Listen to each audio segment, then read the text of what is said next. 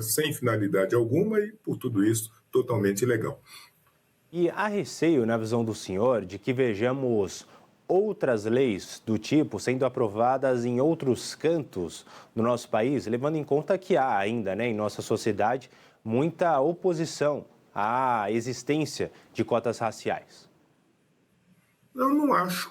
Eu não acho que isso possa acontecer. Até porque, como você bem disse, nós estamos aí há quase 30 anos, né, na implementação de leis dessa natureza em todo o país, seja no espaço federal, seja no espaço estadual e mesmo nos municípios. Então, nós temos a lei de cotas nas universidades federais, temos a lei de cotas nos concursos públicos federais, nas universidades públicas estaduais, nos concursos públicos estaduais e nos concursos públicos em muitas instituições de ensino municipal. Essa legislação e essa política pública de cotas já foi referenciada mais de uma vez pelo Supremo Tribunal Federal, por todas as instâncias de justiça, de modo que não há possibilidade de um retrocesso que possa prejudicar a manutenção da lei e a entrega dos seus resultados. O que nós temos visto e acompanhado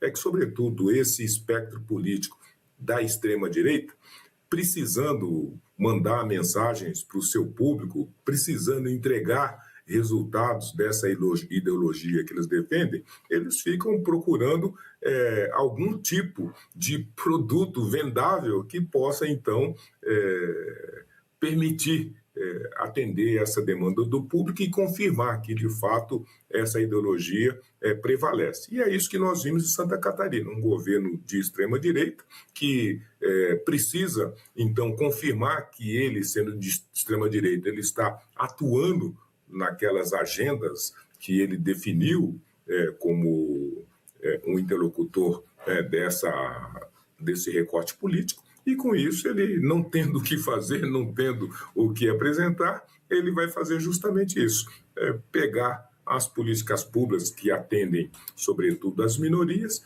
e com isso tentar medidas dessa natureza para desqualificar, para diminuir e para eliminar conquistas democráticas e conquistas sociais relevantes que, ao olhar dele e na mensagem que ele tenta transmitir, ele está afirmando que isso é uma medida da esquerda, isso é uma medida que atende interesses e fundamentos daqueles que pregam e protegem, sobretudo, o identitarismo, sobretudo, políticas desigualitárias. Então, o objetivo, nesse caso específico, é mais prestar contas aí para um recorte político ideológico, e eu acho que só vai ficar por aí, em Santa Catarina, e ainda assim não vai ser bem sucedido, porque, como nós podemos ver, não é tanto a Justiça de Santa Catarina e mesmo o Supremo Tribunal já se posicionaram contra esse tipo de coisa, a própria instituição de ensino, a Universidade de Santa Catarina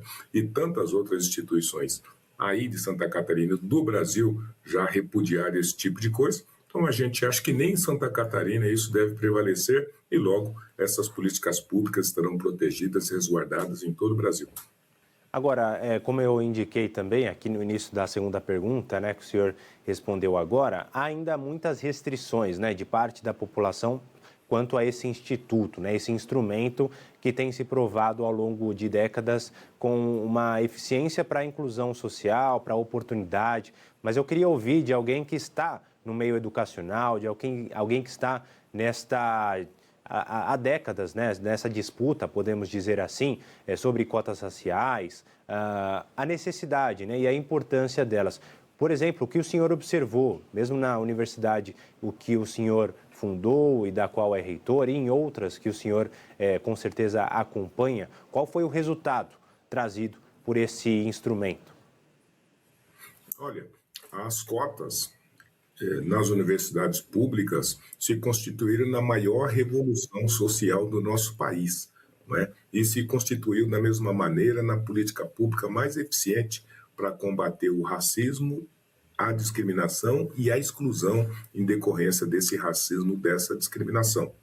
O país, ao longo dos últimos 30 anos, construiu uma agenda extraordinária, que, como você está lembrando, começou há mais de 25 anos nas universidades públicas federais, depois transbordou para todos os espaços da sociedade, e com isso a gente conseguiu trazer uma agenda para os dias de hoje com números que confirmam em toda a sua dimensão o acerto e, sobretudo, a certeza das entregas positivas que sempre estiveram colocadas. Houveram contestações, né? No início das cotas nas universidades públicas, sobretudo da UERJ, da UNB, há 20 anos atrás, foram mais de 300 mandatos de segurança contra essas medidas nessas universidades. Então, o embate foi estabelecido, teve o debate público importante, esse debate público conseguiu produzir um consenso que saiu vitorioso. E vitorioso no sentido das cotas são necessárias,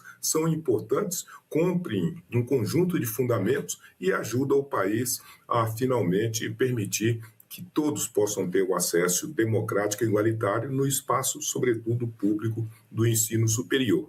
Então, houve questionamentos, houve oposições, houve, inclusive, posicionamentos, mas que foi totalmente superado e que, na atualidade, eles em nenhum momento se levantam para contestar as cotas contra quaisquer um dos seus benefícios, contra qualquer uma das suas entregas importantes e, da mesma maneira, efetivas. O que existe é um uso ideológico de que essa política não está adequada ou não está conformada pelos pressupostos e fundamentos que estrutura a própria limitação da democracia, da igualização e dos acessos no nosso país. Mas esse debate não é um debate nem colocado em espaço adequado, nem um debate feito de forma não só transparente, mas como honesta. É um debate que, no mais das vezes,